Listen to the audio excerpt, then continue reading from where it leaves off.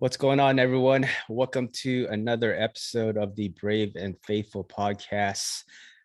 Today, I have a Marine veteran, retired Sergeant Major. He is also the Director of Military Relations for the nonprofit Hope for the Warriors. Hope for the Warriors is a national nonprofit dedicated to restoring a sense of self, family, and hope for veterans, service members, and military families. I have none other than Lee Bonar. How are you doing, Lee? Hey, great. It's great to be here. I appreciate, you taking the time to have us on your podcast. And I just want to reach out to you and say thank you for the time that you're dedicating to get really good service work out there for the service members, veterans, families. Great. Well, thank you for that, Lee, and then thank you also for taking the time. Before we get to talk about Hope for the Warriors and all the things that you're doing there, can you share with our audience a little bit about your background? Mention you were in the Marine Corps, how long you served for, and things like that. Yeah. Graduated high school in '78, was a steel worker. Got laid off in '84, and a foreman was and he knew the valley was going to Virginia, and he took me to the recruiter, grabbed me by the back of the neck, and saw things in me I couldn't see in myself, and never looked back. And I joined the Marine Corps infantry, and I have to call you a fellow shipmate. My first duty station was on USS Carl Vinson, Yes. so they put me on sea duty right away. But I ended up doing 33 years in the Marine Corps, and retired as a sergeant major. But through those years, there's one thing about being in the service is and serving, no matter what branch you go into, is as I said, Skip saw things in me I couldn't see in myself, but I was also searching for something too. And I think a lot of individuals that come into the service are looking for something deeper or something greater, or actually just looking to find something. There's like a calling. And we can talk about this later when we get into service for Hope for the Warriors. But I came into the service with baggage too, though. There were some things that I experienced growing up, or in my young adulthood, that I didn't come in with a really good toolkit, to handle some of the things in life and the stressors in life, and those were some of the things that really attracted me to the Marine Corps. And Skip might have some qualities, but I think he also saw some of the things that I may have lacked in life that the Marine Corps could help me with. So mentorship from the beginning on that end, I think maybe one of the things that young individuals may get that guidance prior to coming into the service, no matter what service they join, from individuals who care about them and see them and want better for them. So being going to be 62 here soon, so as you get older, you get wiser and reflect, and you look back on life, you kind of start to put some of the pieces of the puzzles that weren't in place together, and you kind of reflect back and kind of see how things ended up to where you're at now. But as I came through the Marine Corps and the infantry, I did sea duty. I also got to go to 29 Palms. We stood up 3rd Light Armor Vehicle Battalion. Before it was LAR. We stood that program up. Got to go to Guantanamo Bay, Cuba, so got to serve down there. And then I got orders to NDACS, Naval Drug and Alcohol Counseling School, but they never spelled it out on my orders. It just said Coronado Bay. So I thought I was going to a really cool, hey, am I going to SEER school? Am I going to go over there? Am I going to do something, back in the infantry really good? And but I ended up becoming a naval drug and alcohol counselor. And I know my monitor had to fill it. The 03 monitor must have had to fill it. School started in January, and I got my orders in November.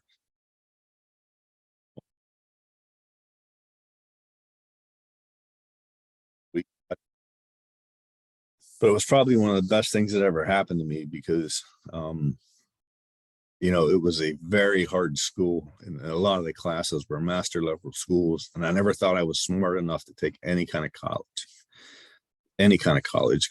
courses. Never thought I was smart enough to go to college. But I got to learn a lot about psychology, and I got to learn a lot about different kinds of tools. And I got to learn a lot of different things about people's struggles and some of my own struggles because I grew up in a dysfunctional family. I grew up with a father, and I grew up with individuals in my family and around my social structure that struggled with substances. So I got to figure some of those things out, and I'm a very faith-based individual, so I got to see how that kind of tied in with recovery and those type things. And then Desert Storm happened. I couldn't go because I was in NDAX, and I was at the level 3 facility. There was an inpatient facility that we did counseling. So I got really resentful over that, not being able to go fight. And then it was over quick, so I couldn't go. I missed that one. Right. And then I couldn't re-enlist as an 03 because they did a drawdown. And so then I had to go into corrections. And that was the last place I wanted to go, was to go be in the brig.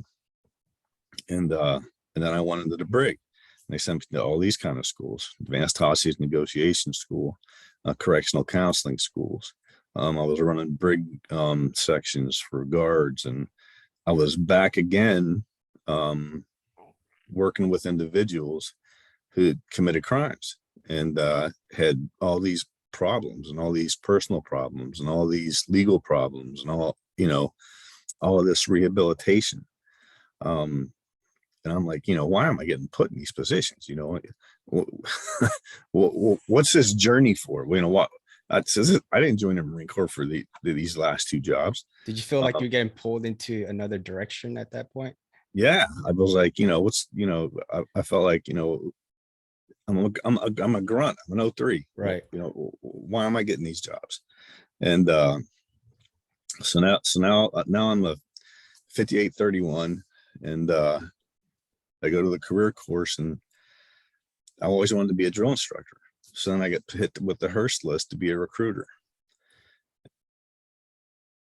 I did really well in the school, and I got switched to be a drill instructor. So that was able to happen, which I went back to Parris Island. Then I went to OCS and was the drill instructor. So I made enlisted Marines and officers, picked up first sergeant, and I finally made it back to the fleet. Went to combat engineers, went to OIF. From there, I picked up sergeant major.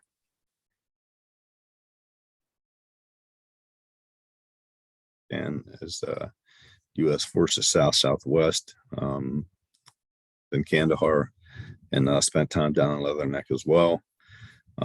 So 2 combat tours, and then a lot of humanitarian disaster relief in the Pacific on those tours. Came back and was the MM Sergeant Major, Manpower Sergeant Major, and up in the Marsh building up in Quantico, and then went back to Okinawa as a 3MEF Sergeant Major.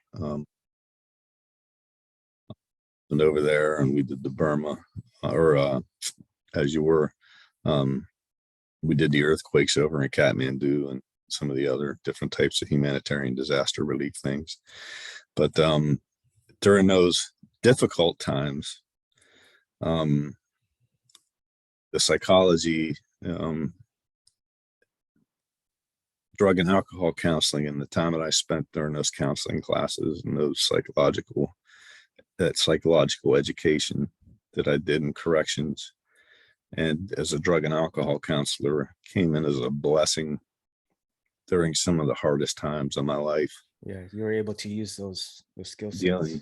Dealing with loss and just catastrophic events in very stressful, chaotic times. Right. And it was a blessing at times, and also it wasn't a blessing at times, because it taught me, they teach you about compartmentalization and becoming an introvert and introverting things that they should deal with, and just stuffing it and holding it in. So I was able to do that to myself and find out it was easier to compartmentalize things pertaining to me and focus on taking care of other people instead. So I found out how to do really well at taking care of other people, but not necessarily taking care of myself emotionally and psychologically on dealing with certain things. And even physically, and in a certain, when you become a leader, especially an enlisted leader, in my, I'll share and own it for me, but I know for a fact I've got a lot of friends who think we'll sacrifice our own well-being to take care of our troops, and you will the same as for your sailors and for the people, for their airmen and their soldiers, and you pay a price for that, and your family pays a price for that too, and and those are some of the things that it's rewarding, but it's a double-edged sword. Yeah, And definitely. it comes back to bite you. And it came back and bit me too. And it's bit some of my friends the same way. And luckily, we've been able to talk about it and work through it. And we still have some, and God has blessed me and to be in, continue to help individuals. And it's something that I can never be thankful enough for. But it's a great opportunity every day. And they said, I always heard it in the civilian community, they, when I was growing up, people that just hated it up to go to work every day just for the paycheck. I never felt that way in the Marine Corps, and I definitely don't feel that way today, going to work every day today.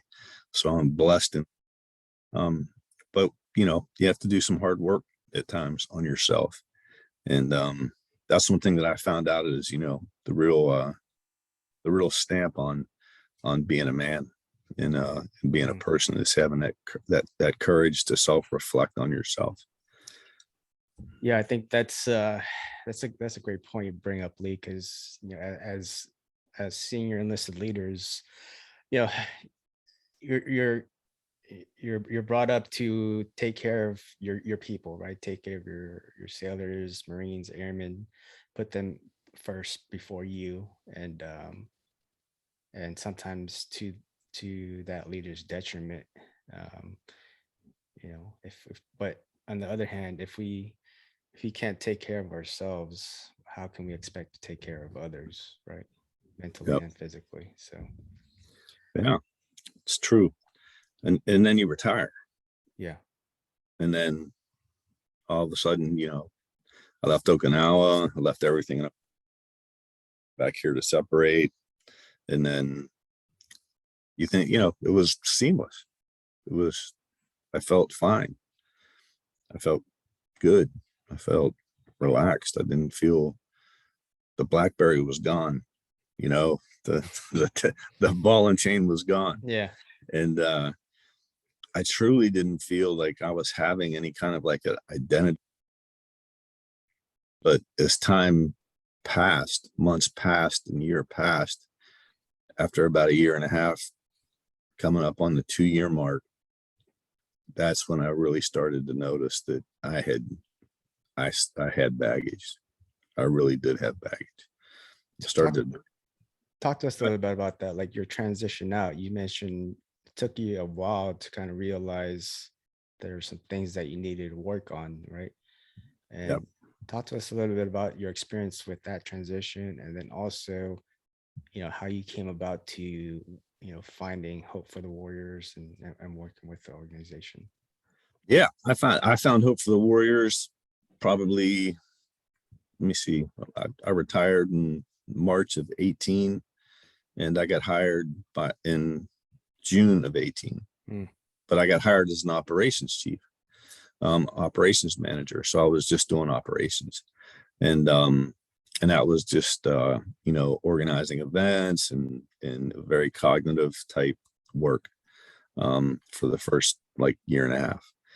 And but during that year and a half, I had more time that my grandkids were around, my wife, and I was around my kids here, and I was around other people, and I didn't have the phone calls late at night, and I wasn't working the 12, 14, sometimes 16-hour days, and all of that. I didn't have all this. I had all this spare time, and I was there for all the chaos that my wife normally had to put up with. I was actually there when all of these things would be going wrong, and all of these emotional challenges were happening. And I hadn't been there before. I was either deployed, or I was on the street working as a hat, or I was out training, or I was on a float, or I was traveling, or doing something else. I wasn't there. I was geo batching from Quantico, or I wasn't in pocket. She was dealing with it. I wasn't. But I was home every day. I'd come home every night, and I'd be home every weekend. And I was being exposed to this normal, whatever normal is, but I was being exposed more to this of, of life, of this emotional side of life that I hadn't been in 33 years.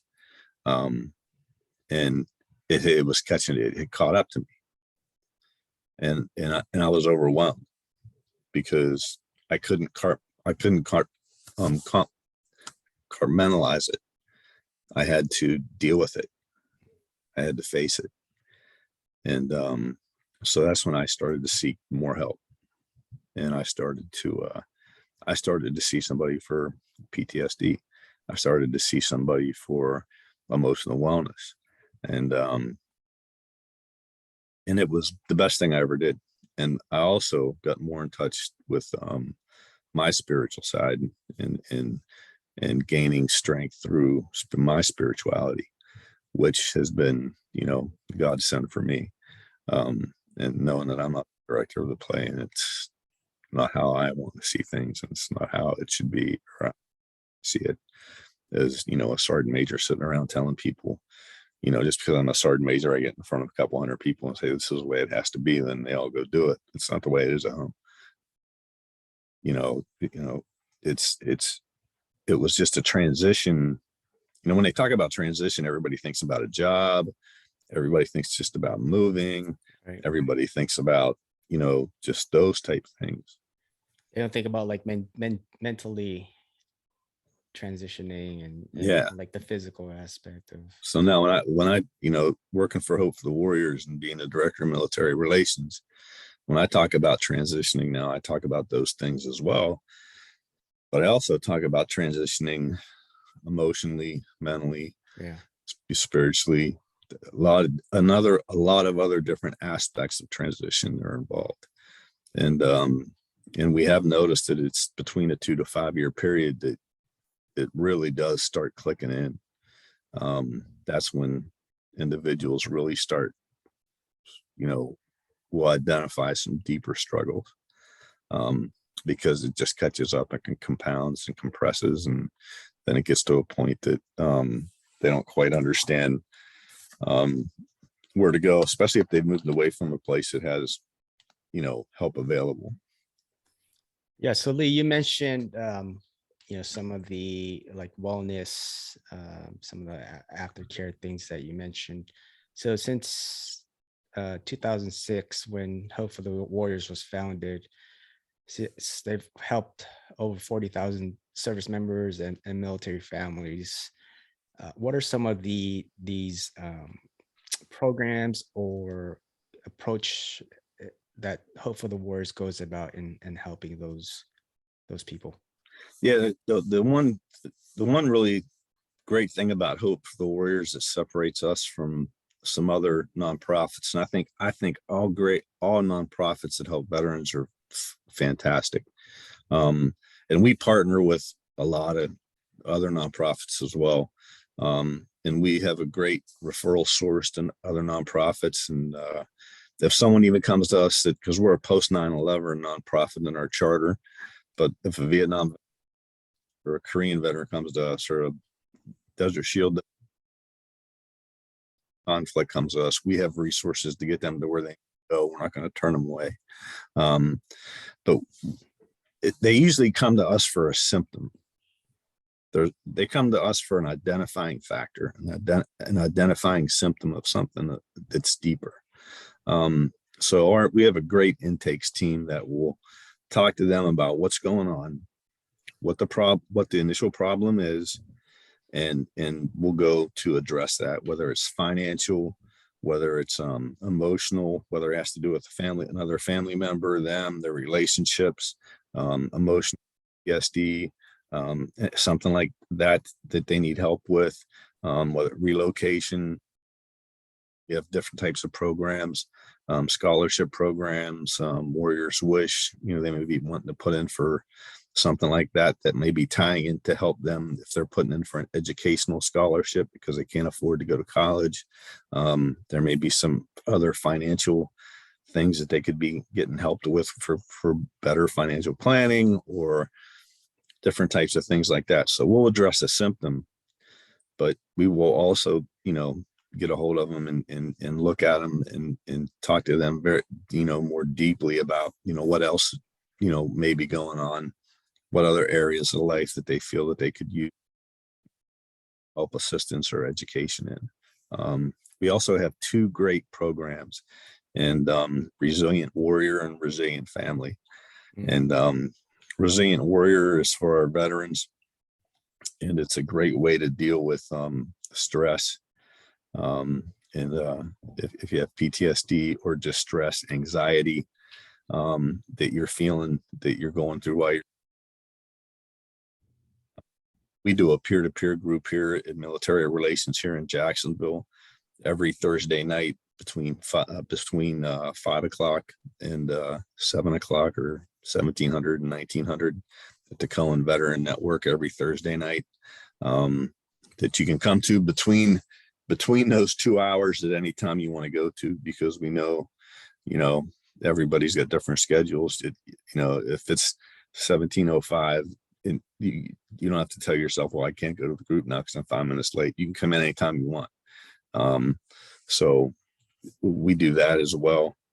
We have sports and recreation to get people that'll come to us for a service, and say they came from marriage counseling, and we get them back, and then they get back to where they want to start doing things together as a family, or that service member feels they want to get back into hunting or fishing. We have outdoor recreation.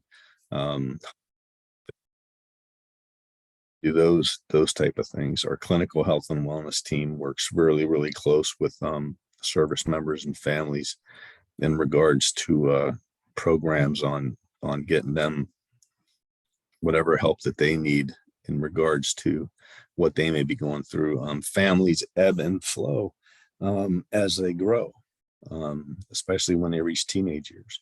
You have to start planning for college, high school, junior high school, all of those different types of challenges that come. If you have a special needs child, when one adult goes to leave the home, it can cause a great, disturbance. So we have caregivers and caregiver programs. So we work through a lot of those different programs.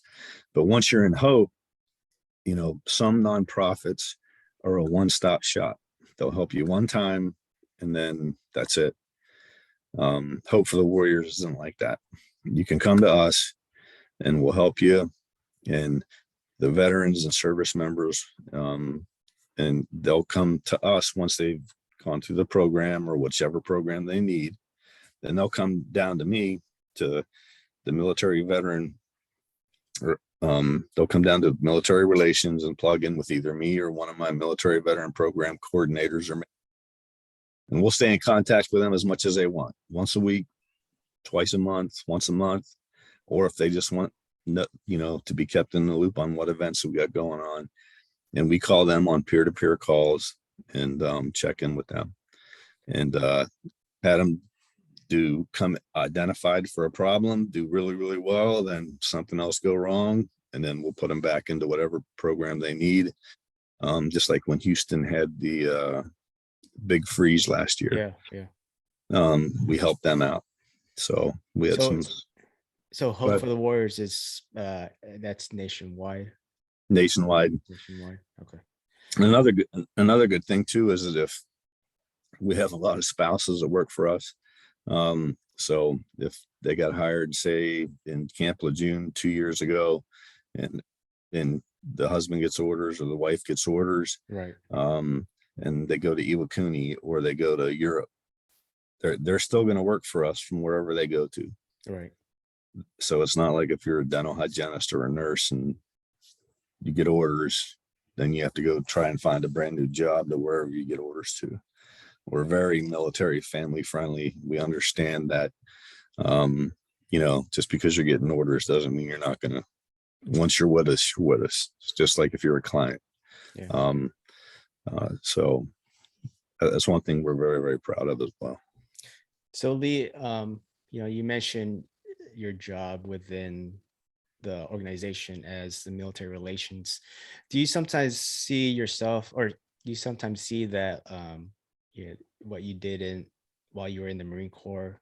Even though you were a grunt, right? There's these jobs that you kind of held that weren't really specifically for grunts, like as a counselor and things like that. Do you think that help you prepare to into what you're doing now? Yeah, I sure do. And like I said, the old man upstairs, just don't ever try to drive the bus. Just sit in there and go for the ride. All right. Um, Definitely, especially during COVID. We partnered with New York Vet Check, the Texas Veteran Grant, Mother Cabrini Grant up in New York, and other. We did a lot of state grants, reaching out and shoring up veteran network, peer support. We had a lot of veterans that had a hard time and they relapsed and couldn't make appointments. They couldn't get to where they needed to go. COVID strapped everything down. Our peer-to-peer outreach grew immensely, and our calls increased a lot. And we get calls all the time. All of my guys, we carry our phones with us 24/7, 7 days a week, 365, and we get calls all the time. And all of our guys, all our combat veterans, all of my guys are combat veterans that work with me. And so we all know, we all understand, and a lot of our clients have hard dates. Those dates of either losing someone in combat or losing somebody to suicide, or losing someone to sickness or whatever. Mm. And there's periods of time through the year that are harder than others. And as we've worked with them and gotten to know them and being a part of the family, we know when that is, and they know when it is, and we make sure we take. So for not only has it prepared me, but my staff as well has gone through some of those things. Plus, we just got certified, and we continue to get trained. We just got certified on mental health first aid responders. So we know how to do that. We've all been extremely trained on suicide prevention, and all of those things. So we deal with those type issues, and we have veterans come to us that are on the brink of being homeless, and getting them plugged into programs. So we work, and we'll do whatever we can, and we work with so many different entities in the state of North Carolina, as well as in New York and Texas and all over the country, to make sure that we get them what we will into the certain programs that we need to get them, and provide them the help that we can. And if we can't provide it, we know where to go get it for them.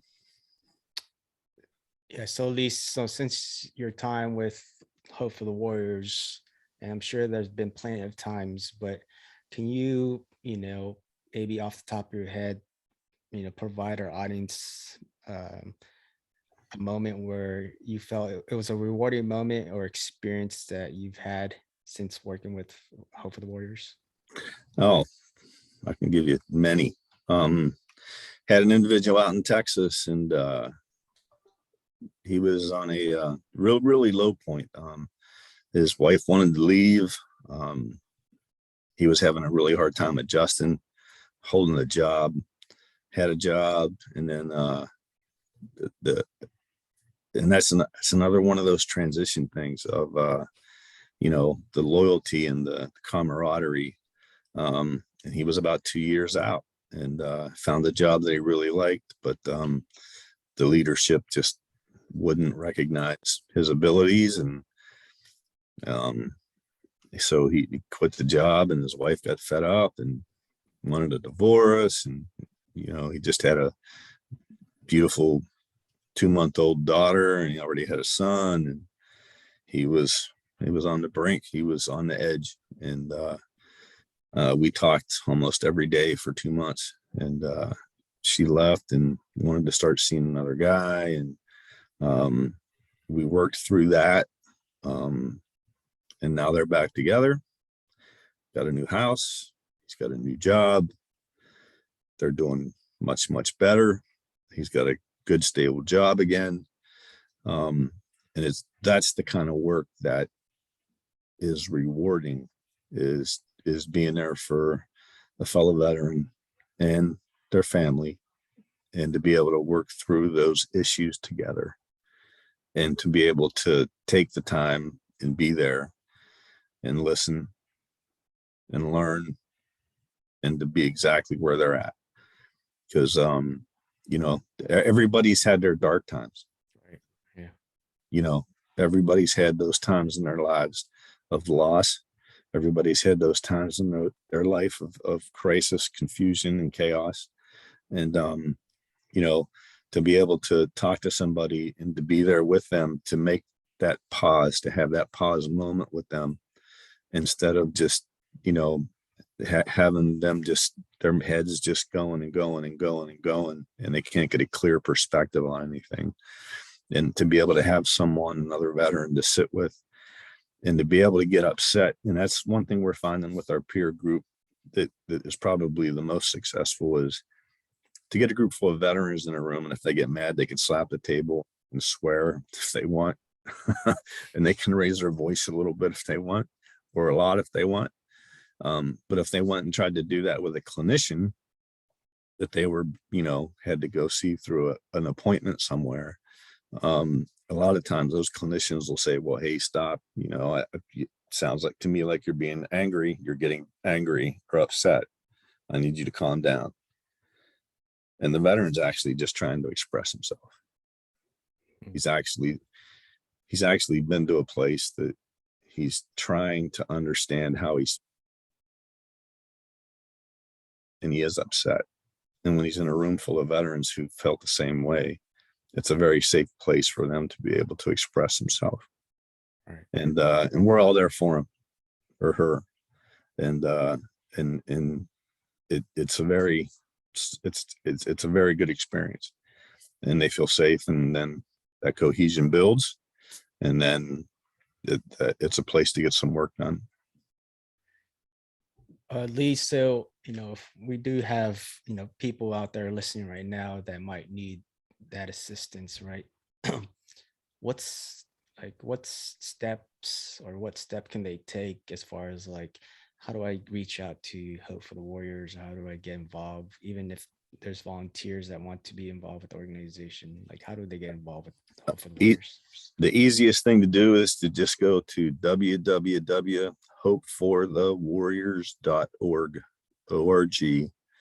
and then our website will pop up, and you go up into the top right hand corner, and it'll say connect for services, or connect to connect to services, and you click on that. And the biggest benefit to that is you're going to put your information in there, and it's going to give you a client number. And the reason I want that client number is so that way, if I ever want to send you to a Panthers game, or if I want to put you on a deep sea fishing trip, or if I want to send you somewhere, that client number is critical to me, so that I can put you on a roster and get you there for free. and or to one of our shoots down here that we have. Or if you're in Texas and you like to golf, I can plug you in with Mario out there in Texas and get you to an event in Texas. And you want to go to the New York ball drop or to the Macy's Day Parade or to the Rockefeller tree lighting, or you want to go to the, we do Tunnel for Towers and the Long Island Marathon and different events up there. I mean, we do events all over the country. If I can get you out in Iowa, we do NASCAR dirt track racing. I mean, we have events all over the country. Once I have that client number, I can get you to one. I can get you to those events, and it's a snap of a finger. But down in the notes, at the end, it'll say, is there any, it'll ask you, why did you come on to help for the Warriors? And you can say, hey, I heard, retired Sergeant Major Lee Bonar, Director of Military Relations, please put me in contact with him, and I want to be a part of military relations. And as long as you put that in there to them, they're going to refer you to me and my team. And then that way I'll call you, or depending on where you're at in the country, one of my guys are going to call you, and we're going to plug you in with our veteran network. And then you're going to be a part of our veteran network and our veteran support and our peer-to-peer support. And then we'll find out what you need, get you what you need, and then we'll take it from there. Because you don't only have to refer for services. When you connect for services, you can come to us and we can make sure we'll take care of you and get you to where you need to be. And also, just from what I'm reading and understanding, is you also Hope for the Warriors has many. There's not one specific needs, right? Like, you guys also have hundreds of partners that you guys team up with Yes, to we do. provide these services. Yeah, Can you name some of those? Are you able yeah. to name some of those? Oh yeah, we've partnered with the Gary Sinise Foundation. I've been to the house dedications for the Gary Sinise Foundation, the Zach Brown Band, Camp Southern Grounds. We have Brian Papaki, who runs our transition program, our Compass program. He has got connections all over the country, with different entities in our job fairs, in turning military MOS credibilities into turn that into a civilian resume with great success for job interviews. So our Compass program is probably I'd say one of the top in veteran service organizations, for nonprofits. Our Warrior Wish program is a great program for individuals, aesthetics, and partnered with like Polaris to get them turkey hunting again. Drive for Hope, getting people back into vehicles, driving again. Our clinical health and wellness, and I'm kind of biased on the well-being side. Our staff on our intake and our MSWs and our social workers and our partnership with the Cohen Veteran Network is above board the best I've seen in just about any military nonprofit. We actually have, social workers who work just with kids. So just with children. Do they work with like special needs kids, or like, how does that? Yeah, though she'll work with all kids. Okay. And with the families and family therapy and all of those things right here in Jacksonville at the clinic. And there's Cohen veteran clinics all over the country, up in New York and Florida, Hawaii, out in California. I mean, they're everywhere. So out in Texas. So we partner with them heavily because they're a hard shell facility. So you can go to them and we're more virtual, but our virtual services are just as impactful. Plus, right, Cohen will do virtual if you're more comfortable with that. But they do have, an office building that you can go into and actually do it. And our guys do a lot of in person. We do a lot of go meet you for coffee. Yeah, where we can meet you at. So, Lee, one final question before we go to our second segment of the podcast. What's one thing? What's one thing you want our listeners, our viewers, to take away from this episode? The one thing I guess I'd want you to take away is that Hope for the Warriors, you know, it started by two ladies that were military spouses. It started out of the trunk or the trunk of their car and their coffee table in their house in 2006. And now it's nationwide. And if you ever looked at Charity Navigator, um, on how, you know, when you donate to somebody, we're in the top 3% of all nonprofits in this country. And that's how you rate a nonprofit organization, is how they spend OPM, which is other people's money. Right. So when you donate to us, over 90% of that dollar goes back into our programs. And we're very proud of that. We work very, very, very hard for that, and that we wear it on our sleeve. Make sure that we give everything we can back into our programs to take care of our service members and veterans. And when you come to us, it's important to know that once you come to Hope, you'll always be a part of Hope, as long as you want to be a part of Hope. And we're always going to be there for you. And we're never too busy. Never too busy. Yeah, I'm definitely gonna have to check you guys out. Yeah, finding out that we're in the same area. Yeah. I have to come down and see you guys soon. So that's awesome, man. Yeah. Um, so Lee, going into the second segment of the podcast here. So this is what I call the Fast Five. These are the same five questions I ask all my guests. Are you ready? Yeah, sure. All right. So first question: what's one hobby you enjoy? One hobby I enjoy is my dog. Um, Taking my dog for a walk, spending time with my dog. And whenever I do that, I usually have my grandbabies with me. And Yeah, that's awesome. being a pap is extremely rewarding. So and my dog is he's like my thermometer, man. He knows if I'm stressing out or if I'm nervous or so That's awesome. How many grandkids you got? I got two. I got two kids of my own, both Yeah. a 3-year-old and soon to be 1-year-old. Yeah, my grandbabies are, one just turned 7, the next one will turn 9 in July. Awesome. Next question, Lee. If you had to choose one person, dead or living, to hang out with for one day, who would it be and why? To be my grandfather. He was my papa. He was my only solid male role model growing up. Okay. Yeah. Next question, Lee. Recommend a book for our audience to read. Right now, in these days and times, I'd say the 100-Year Marathon. 100-Year Marathon. Yep. I have to look that up. Next question. What's your favorite quote and why? Oh, my favorite quote. There's plenty of them out there. Wow.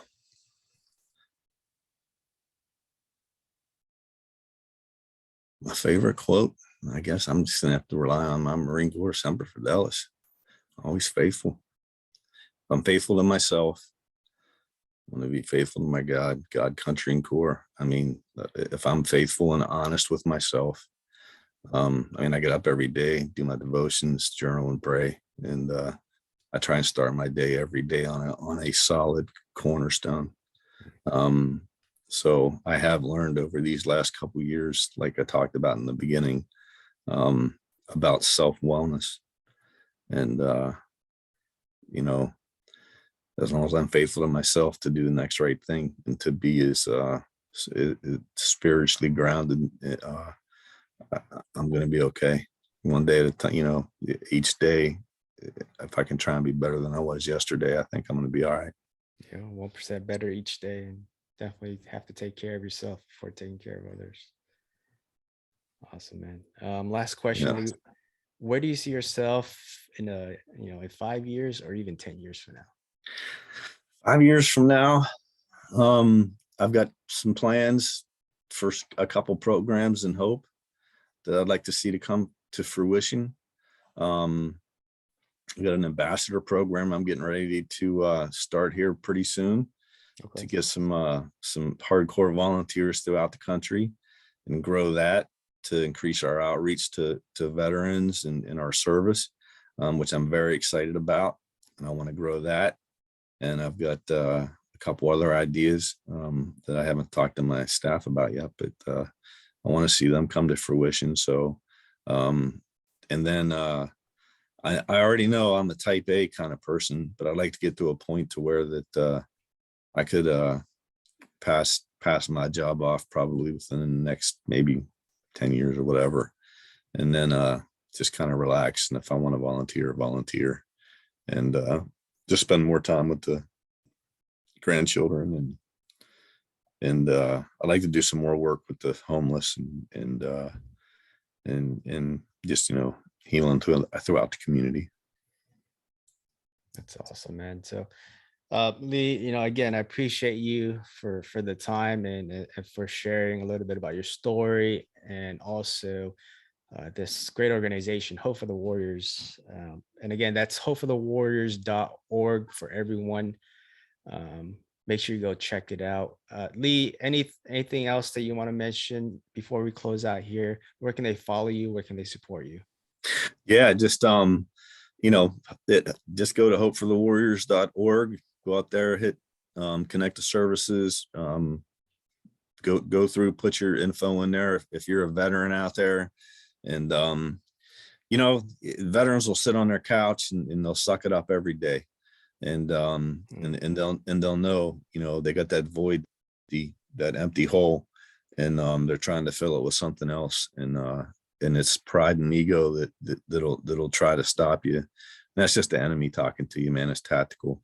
You got to reach out to your brothers and sisters and reach out to me. I'm always here, and I'm real. I'll be real to you. My staff will be. We're stronger together. Just go up there and click on it, put your information in. Say you want to talk to, somebody on the military relations team, and get on the team with us, because we have a blast, and we do have a blast supporting each other through the good, the bad, and the ugly, and so much well for each other.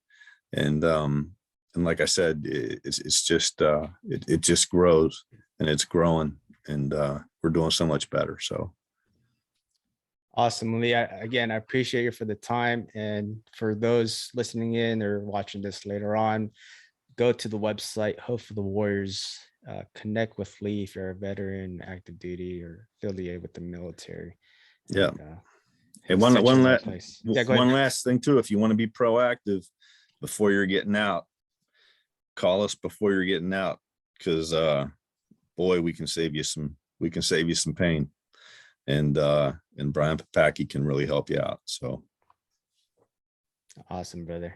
I'm definitely gonna keep you in my contacts to before I retire. yeah, man, give me a call. We'll be there. Awesome. I appreciate the time, Lee. Take care. Hey, you too, brother. I appreciate it. God bless. Yes.